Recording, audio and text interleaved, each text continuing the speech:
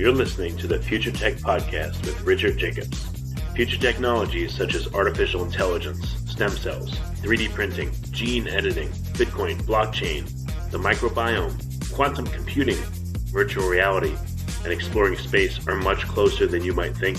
In fact, many early versions of these technologies are in play right now, and the companies that are using these technologies are the focus of this podcast. My goal for you, the listener, is to learn from these podcasts. You may very well learn something that may change the course of your life for the better, steer you towards a new career, or give you insight into addressing a thorny medical problem. Remember, this podcast and its content is informational in nature only. No medical, tax, legal, financial, or psychological advice is being given. If you've enjoyed the podcast, please listen, subscribe, like, and tell your friends about it. Thank you.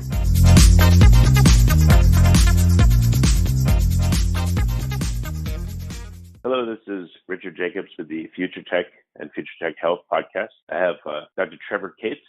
She's the founder and owner of the Spa Doctor and an author of the best-selling book Clean Skin from Within. She was actually the first woman licensed as a naturopathic doctor in California.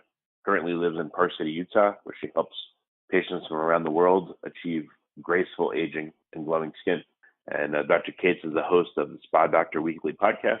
She has her own PBS special, Younger Skin from Within. So we're going to be talking about Dr. Cates' work. So Dr. Cates, thanks for coming. How you doing? Great. It's great to be here. Thanks for having me on. Yeah. So why skin? Why the fascination with it for probably many years is my guess.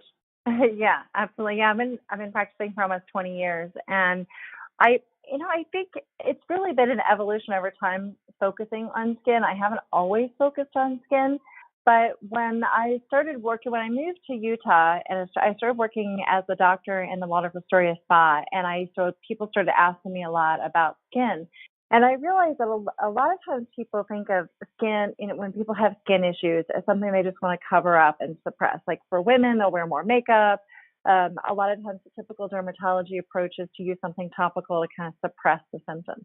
But my approach to skin is that skin is an outer reflection of what's going on inside our body. So it's oftentimes could be the first sign that something is out of balance in the body. And so instead of ignoring or covering up those signs, I'm encouraging people to look at those signs as something to pay attention to, because if you can address the root causes, find the root cause behind that and address that, you're not only going to have vibrant, healthy looking skin, but you're also going to prevent or address other health issues that could have similar root causes. Yeah, no, that's true. I've seen, some women where they're covered in makeup, and I guess with men, I don't know. I can't really tell if they're wearing makeup or covering stuff up, but women definitely seem to address it that way. So what kind of typical skin issues cause people to try to cover them up? And, what are some ways to alternatively look at them, the root cause, instead of just slathering on something to heal the skin supposedly? Right. Yeah. Well, there are a lot of different skin issues, and they can range from the most common, which are acne and eczema. Those are the two most common skin conditions in the U.S. And really, most of the world. But then there are other concerns with the skin. There's rosacea, there's hyperpigmentation, there are mysterious little bumps that appear. There are so many different diagnoses in the dermatology world. And so there are a lot of things that can happen. Even just having more dry, dull skin or skin that seems to be aging rapidly are all signs that something can be out of balance in the body. And sometimes it's an acute thing that just flares up. Sometimes, somebody might eat something they're allergic to and get hives, and they stop eating it and it goes away. So it's a pretty obvious thing. But sometimes, though, it takes a little bit more detective work is what I like to consider it. And I really do like to consider skin as our magic mirror that gives us great information about our health. So I believe that I talk about in my book, Clean Skin from Within, I talk about 6 root causes behind skin issues. And so those are things like nutritional deficiencies, hormonal imbalances, gut dysbiosis or gut issues, problems with digestion. Also, blood sugar issues are another one, oxidative damage, inflammation. These are root causes that, and as I mentioned, these people are probably thinking, well, those are not just related to skin; those are related to a lot of other health conditions, and that's the whole point. Is that if you have some of these root causes and you start to develop skin issues, if you can address them early on, then you're going to be much better off, not only with your skin but your overall health. Yeah, I've seen, I hope I'll get the name right. Acanthosis nigricans, I guess like a darkening of the skin around the neck or in, certain spots. And I guess that's correlated with, with diabetes or high insulin resistance. You get very dark patches of skin. Right. And skin tags are another one that you see oftentimes with blood sugar imbalances. People develop a lot of skin tags. It can be a sign that there's elevated blood sugar on a regular basis, that this person is either predisposed to diabetes, or maybe they already have diabetes, pre-diabetes, something along those lines. So paying attention to blood sugar balance can help that. Another example, some simple ones, are people often get these little bumps on the backs of their arms,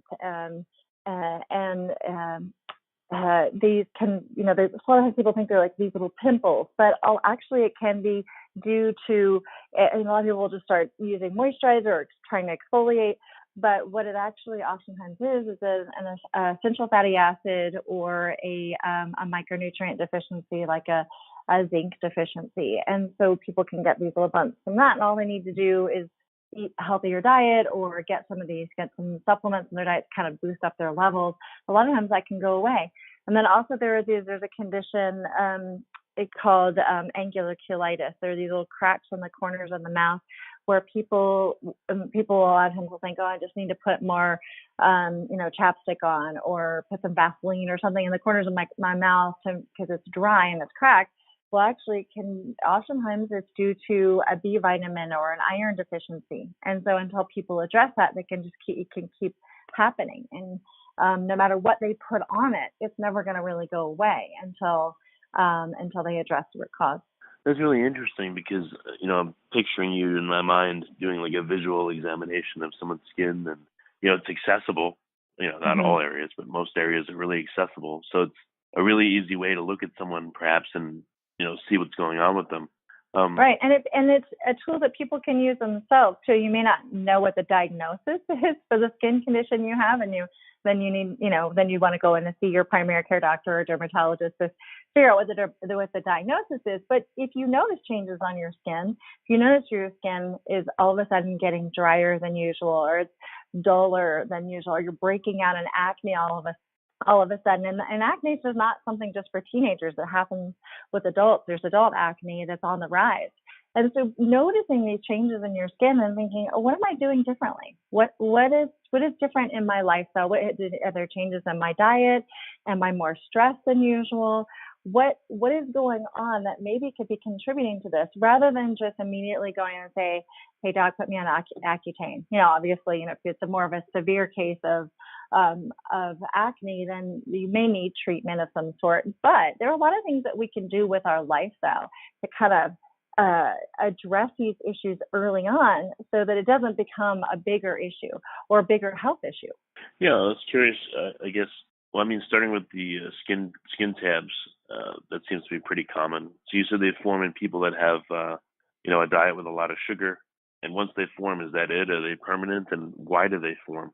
So skin tags, one of the reasons that people get them, that seems to be the issue, is from having high blood sugar. And so if somebody is noticing that they're tending to get a lot of these, that they're sort of popping up, you might want to go in and see your doctor, or get your blood sugar tested, fasting blood sugar tested, to see if maybe this is an issue.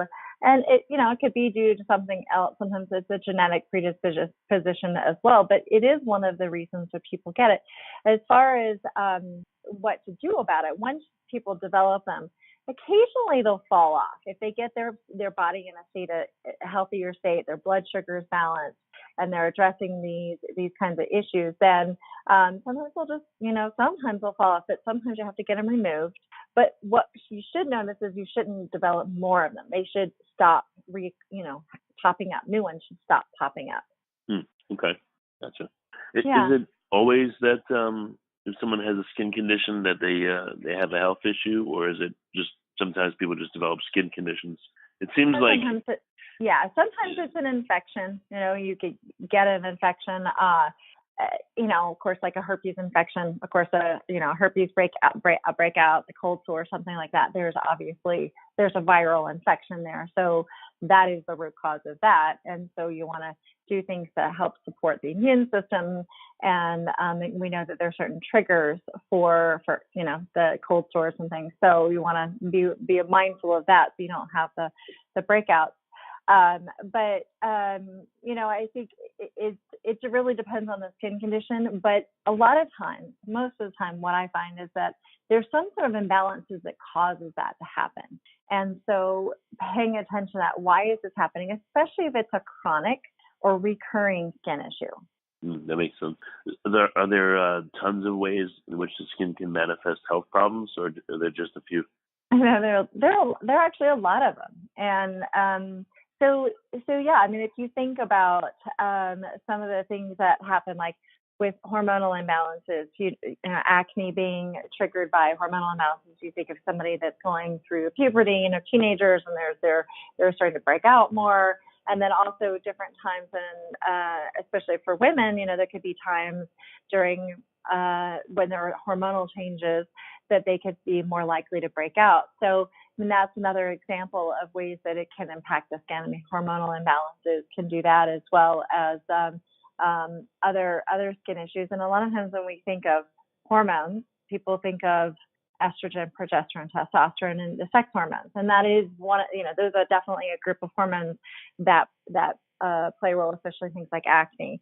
But there are also other hormones, right? There's thyroid hormones. And when someone has low thyroid function, when they're going towards hypothyroidism, one of the first signs is oftentimes dry skin.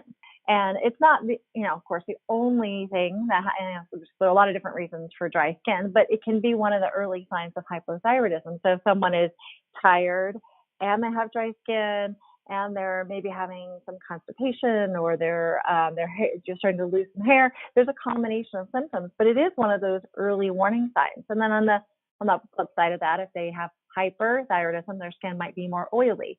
And that's because of the metabolic processes happening in the body, the impact that the thyroid hormone has on the body. And when it's low versus high, the impact it can have throughout the body, including the skin.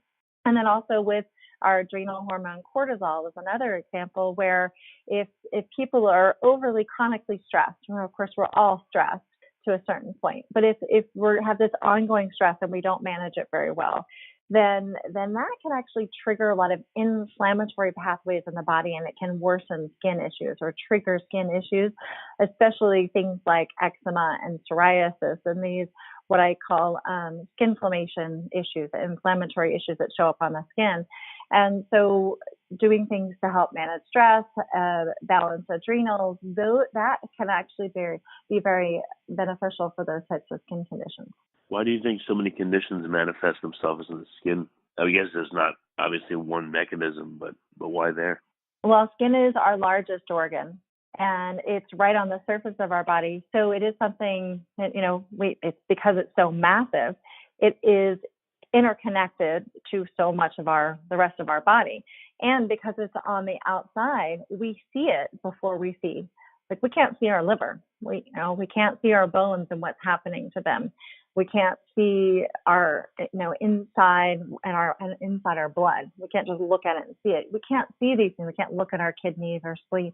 We don't know what's going on with those unless we have imaging or certain tests done to look at that. But with our skin, all we have to do is just look at it, right? It's right there. And so I think that's why I'm saying that it's such a great tool that, of course, going to see your doctor, getting blood work done regularly, getting imaging and things like that to make sure that you're healthy and that anytime symptoms and signs come up that something's out of balance, you want to take care of that. But don't ignore your skin. I think a lot of times people have a tendency to do that, or they'll just use more moisturizer or something like that instead of saying, well, why is my skin so dry? Why is that happening to me? Why am I breaking out in acne more? And where am I breaking out? So with acne, even just the patterns of where someone breaks out on their face or their chest or back can mean different things. So, for example, if someone is, especially for women, if they're breaking out along the jawline, then that tends to be, not always, but tends to be more hormonal acne. Whereas if you're breaking out along the hairline, it might be from the hair products you're using. You might have more oil production going on in those areas, and that could be triggering. If you're breaking out an acne around the mouth, it actually might not even be acne. It might be perioral dermatitis or something else that looks like acne. If it's along the cheeks, right along the cheekbones, that actually could be rosacea, and that means something different. So depending upon the patterns and where those blemishes are, it can mean different things. How do you see that people psychologically feel about their skin issue when they contact you? Do you think people are a lot more sensitive about it and embarrassed by it, like as if they've done something wrong, or what's the mental state of people that you talk to? Yeah, that's a really good question, because it's because it's so visible, it's hard to hide. I mean, if you're sick in other ways, or your body's out of balance, or you've got issues, you can hide that, right? But you can't, especially if it's on the face. It's hard to hide it, and I definitely think it impacts people's self-esteem and can be extremely embarrassing.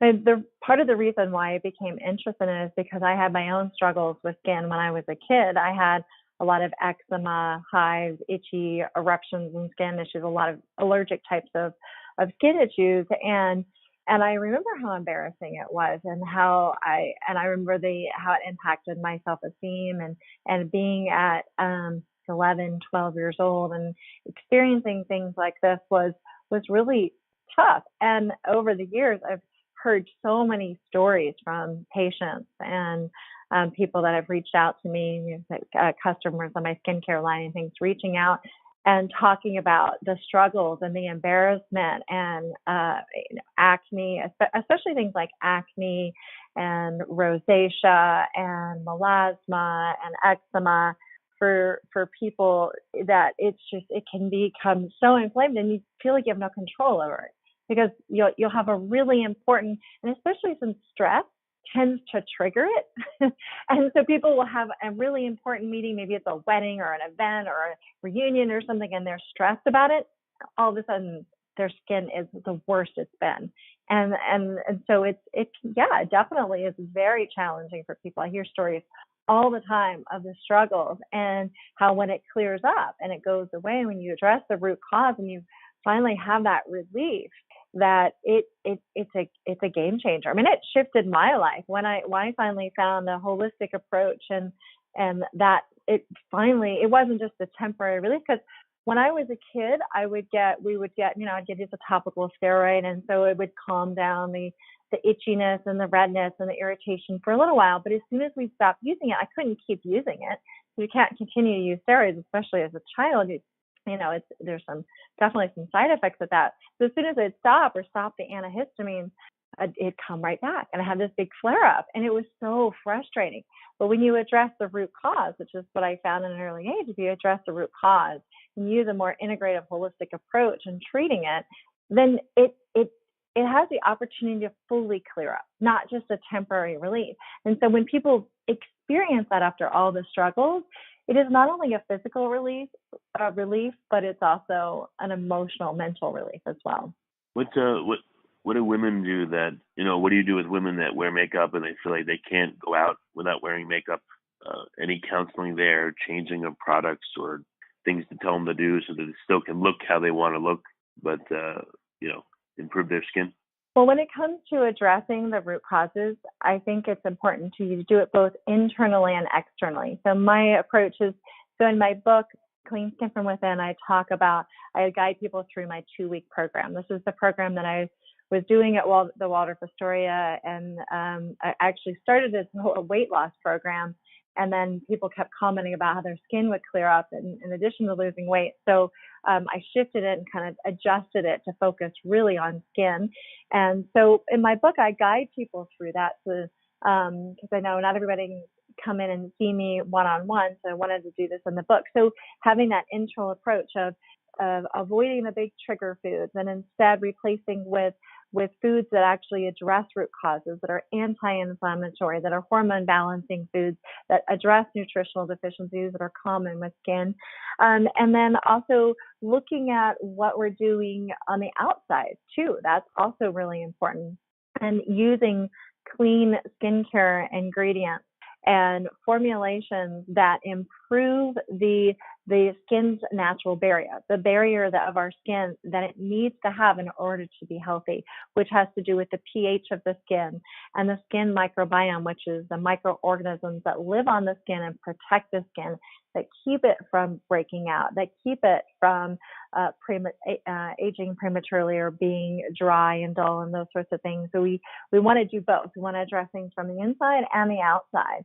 And we also want to do things like stress management practices and cleaning up our lifestyle and exercising and getting a good night's sleep. All of these are important to help the body both internally and externally. And I know some people, when they hear that, like, that sounds like a lot of work, but I can tell you that it is so worth it. And even if you start, even within a few days of making some changes, they start to notice a change. And when you start to have some of that relief and you start to see that change happening on your skin and you start to feel and see the relief, it keeps you wanting to go in that direction. So that's why I had people started off with a 2-week plan, because within 2 weeks, people notice a shift. They notice a change. And then that helps them shift into an overall healthier lifestyle on an ongoing basis. So to answer, I mean, I'm kind of answering your questions, but to get really direct with your question, and to help really improve the quality of the skin to the point where you don't have to cover it up, it's an internal approach. And I think doing my 2-week plan, I lay it all out exactly what you need to help improve the skin from the inside out. And then on the outside, using these skincare products to help really promote a healthy skin microbiome. Those are the things that I see and I hear over and over again in my patients and my customers. And that as soon as they do this, they realize they don't have anything to hide. That I've heard these incredible stories. Like I just did, I have a podcast coming out this week, and then I interviewed one of our customers, which I'd never done before, but I interviewed her because I knew she had this story. And she said in the interview, she said, I never knew I could love my skin. I knew I'd get to the point where I'd stop breaking out or I stopped having eczema, but I never knew I would love it. And she's 40 years, she was talking about, I'm 40 years old. I can't wait to see what my 40s bring because now I feel so much more confident. And that's really what I want for women, is to be able to experience that. And for people who are men too, I think that women are a little bit more susceptible to feeling self-conscious about it. Yeah, I'm sure.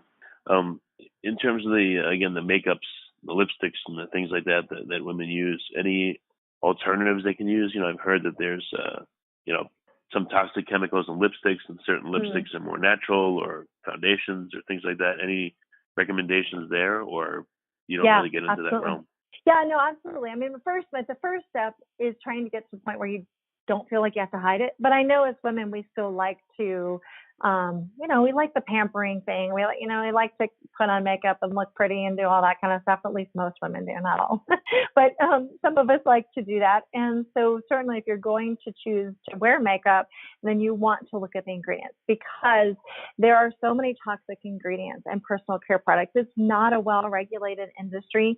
So just to kind of give an example for people, on average, people use about 12 personal care products a day, which exposes them to 126 unique ingredients. And in Europe, they've banned over 1,000 ingredients in personal care ingredients. But in the U.S., there's only been about 11 ingredients banned for use in personal care products. So it's just not a very well-regulated industry. And so what we are finding is that there are hormone-disrupting chemicals in many personal care products. Things like phthalates that are used in fragrance to help the smell last longer are known in the research to have hormone disrupting effects. There are things like parabens, methylparaben, propylparaben, those types of things are used as preservatives in skincare products that have been found in breast tumor tissue and that are related to estrogen mimicking effects. And so we want to be careful with these kinds of ingredients. And you mentioned lipstick, and when we put lipstick on it, you're licking your lips, you're consuming foods, you're really taking those things internally. So a lot of the things that are in lipsticks and lip gloss, if you actually knew what was in there, there's no way that you'd want to consume it. There's no way you'd want to eat it. So, but the good news is that there are natural, clean products. I have my own line, the Spa Doctor skincare line. I don't make makeups, but I have skincare products. But I know that there are a lot of good products out there. One good resource for people is Environmental Working Group, EWG.org is the website, and people can go to the Skin Deep database on there where they can search a lipstick or a mascara or and see how it's been rated as far as the health concerns with each and the list of ingredients and the rating of that. There are certain products that are verified by EWG because they know that it has their stamp of approval. My skincare products are EWG verified.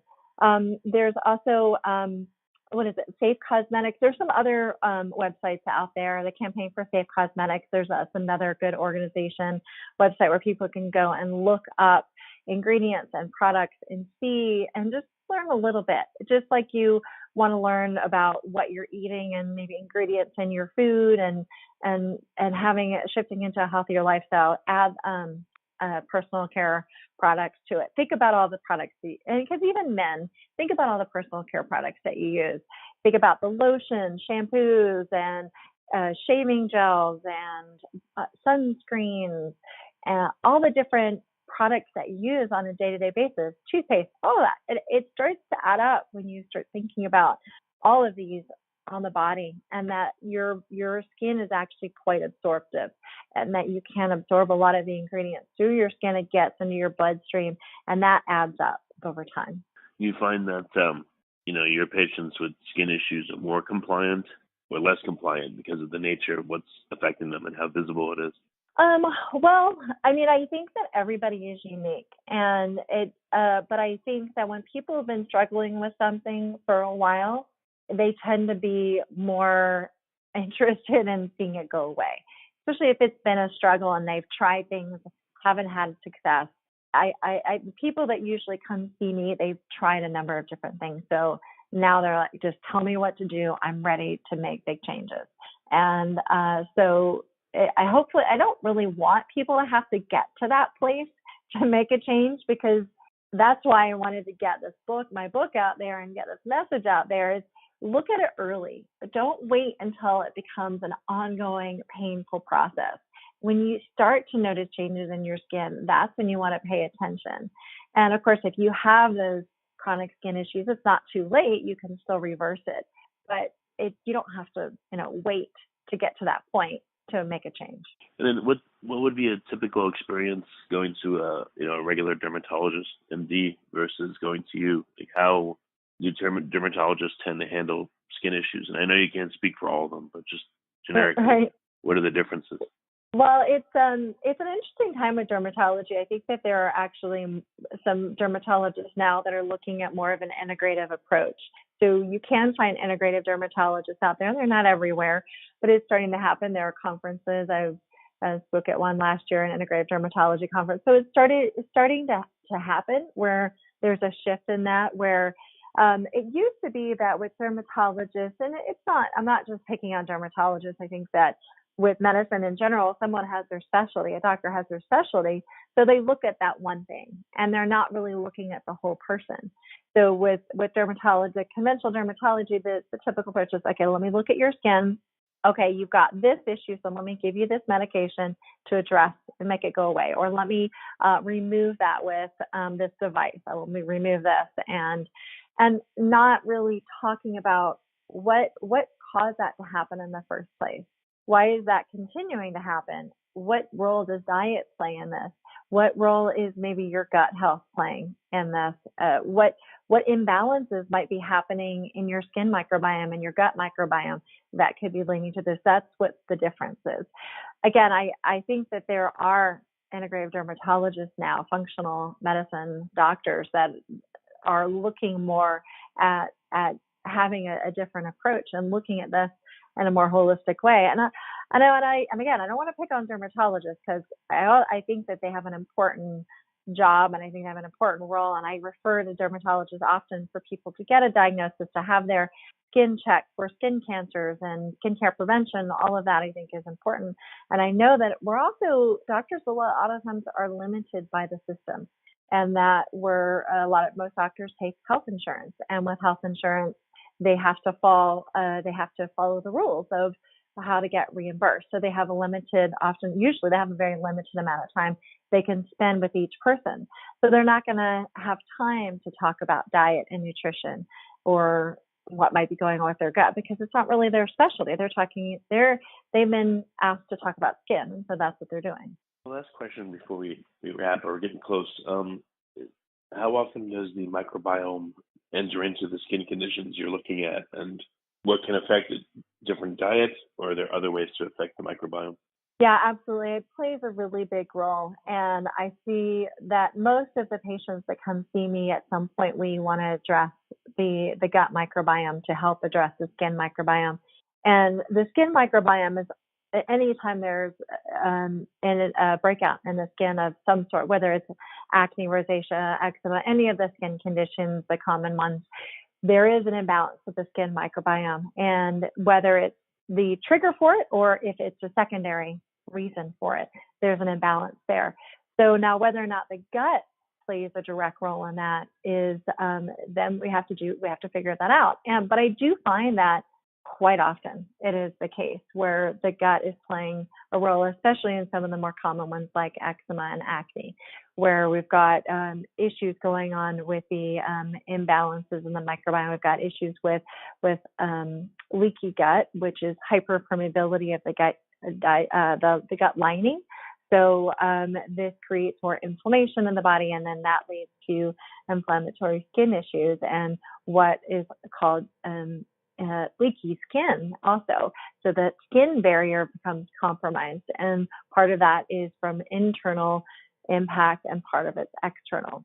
It's not always the case, but I do find, especially with the people that I end up seeing, which is a lot of acne and eczema, that the gut microbiome is definitely playing a big role.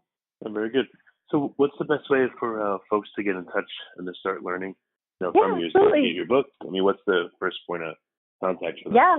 Well, I did mention my book a few times, so I wanted to give people opportunity. Right now we're doing something where we have the book for free. We're just asking people pay shipping and handling to get the book to them. So it's only $9.95 to get the book for just the shipping and handling fee. If people want to get a copy of my book, they can go to book.thespadoctor.com. And thespadoctor.com is THESPADR.com, so doctor is abbreviated. So people can go book.thespadoctor.com and get a copy of the book for free. I also have an online skin quiz. That's theskinquiz.com, and that helps people figure out what their root causes are. It gives some recommendations for them. That's another tool. They can just go to thespadoctor.com. Again, doctor is abbreviated DR. All right, very good. Dr. Cates, thanks so much for coming on the podcast. I appreciate it. Absolutely. Thanks for having me.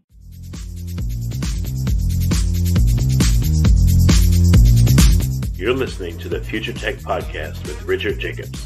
Future technologies such as artificial intelligence, stem cells, 3D printing, gene editing, Bitcoin, blockchain, the microbiome, quantum computing, virtual reality, and exploring space are much closer than you might think.